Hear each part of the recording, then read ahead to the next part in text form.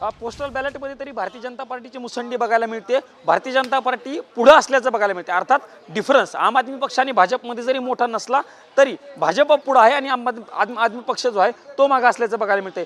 जे पोस्टल मतांचे कल सुरुवातीला समोर येत आहेत सिजल, त्या कलानुसार भाजप साधारणतः 10 जागेवरती पुढे गेल्याचं बघायला मिळते आणि आम आदमी पक्ष 7 ते 8 जागांवरती पुढे आघाडीवरती असल्याचं बघायला मिळते। पण सध्या भारतीय जनता पार्टी आणि आम आदमी पक्ष यांच्यात 2 ते 3 जागांचा डिफरन्स असल्याचं पोस्टल मतमोजणीवरून तर दिसून येते। काँग्रेसनं अद्यापपर्यंत कुठलीही काँग्रेसला खातं खोलता आलेलं नाहीये। मग आपण जशी चर्चा करत होतो काँग्रेसला या निवडणुकीत तरी खातं खोलता येईल का याची उत्सुकता आहे, पण पोस्टल मतामध्ये देखील काँग्रेस सध्या तरी मागे असल्याचं बघायला मिळतंय। भाजप आणि आम आदमी पक्ष यांच्यामध्ये काटेची टक्कर सध्या सुरू आहे, पण यामध्ये भारतीय जनता पार्टी पुढे जाताना सध्या तरी बघायला मिळतोय। निश्चितच भाजपला 11 जागा मिळताना दिसतंय। मात्र प्रमोद, एक महत्त्वाचा मुद्दा, साधारणतः 1998 पासून विरोधी बाकावर बसलेला जो आम आदमी पक्ष आहे तो गेल्या 10 वर्षांपासून सत्तेत आहे आणि त्यानंतर तेवढ्या 10 वर्षांमध्ये अनेक मोठ्या योजना आम आदमी पक्षाने राबवल्या।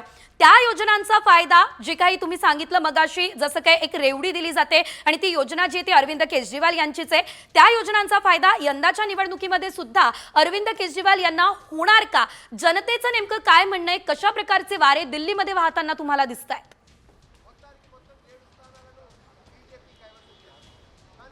अशी जर रेवडी पद्धत जी आहे ती आम आदमी पक्षानं आणल्याचं आपल्याला बघायला मिळतंय। अण्णा हजारे यांचं जे भ्रष्टाचार विरोधी आंदोलन होतं त्या आंदोलनामध्ये अरविंद केजरीवाल उपस्थित असल्याचं बघायला मिळालं होतं आणि त्याच आंदोलनामधनं आम आदमी पक्षाचा जन्म झालेला होता। त्यानंतर आम आदमी पक्षानं दिल्लीची विधानसभा निवडणूक 2013 साली लढवली होती, मात्र तेव्हा त्यांना स्पष्ट बहुमत मिळालेलं नव्हतं। आम आदमी पक्षाला स्पष्ट बहुमत 2015 सालापासून पुढे मिळालेलं आणि तेव्हापासून मागच्या 10 वर्षांपासून आप सत्तेवरती असल्याचं बघायला मिळतंय। आम आदमी पक्षाचा मतदार जर कुठला असेल शेजर, तो झोपडपट्टीतील मतदार असेल, गरीब मतदार असेल किंवा मध्यमवर्गीय मतदार असेल, हे सगळ्या मतदारांवरती आम आदमी पक्षानं फोकस केल्याचं बघायला मिळालेलं होतं आणि त्यांना आम आदमी पक्षानं अनेक योजना दिलेल्या होत्या। त्यातल्या महत्त्वाच्या योजना जर कुठल्या सांगायचं झालं तर दिल्लीतील जनता जी आहे त्यांना मोफत वीज दिली, त्यांना मोफत पाणी दिलं, बसचा प्रवास जो आहे तो महिलांना फुकट केलेला होता, मेट्रोमध्ये देखील महिलांना काही संधी देण्याचा प्रयत्न आम आदमी पक्षाने केलेला होता।